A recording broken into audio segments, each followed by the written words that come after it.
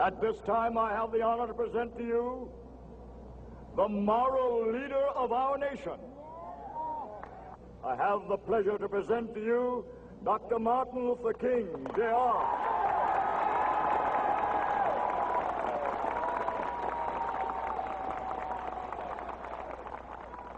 I am happy to join with you today in what will go down in history as the greatest demonstration for freedom in the history of our nation.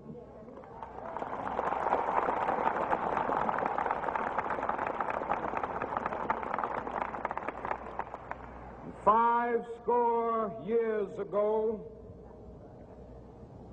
a great American in whose symbolic shadow we stand today signed the Emancipation Proclamation. This momentous decree came as a great beacon light of hope to millions of Negro slaves who had been seared in the flames of withering injustice. It came as a joyous daybreak to end the long night of their captivity. But 100 years later, the Negro still is not free. 100 years later, the life of the Negro is still sadly crippled by the manacles of segregation and the chains of discrimination.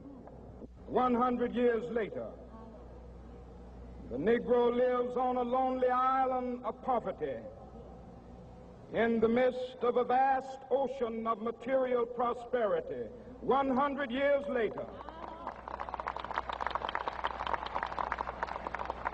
the Negro is still languished in the corners of American society and finds himself in exile in his own land.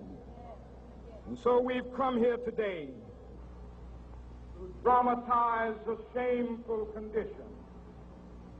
In a sense, we've come to our nation's capital to cash a check. When the architects of our republic wrote the magnificent words of the Constitution and the Declaration of Independence, they were signing a promissory note to which every American was to fall heir.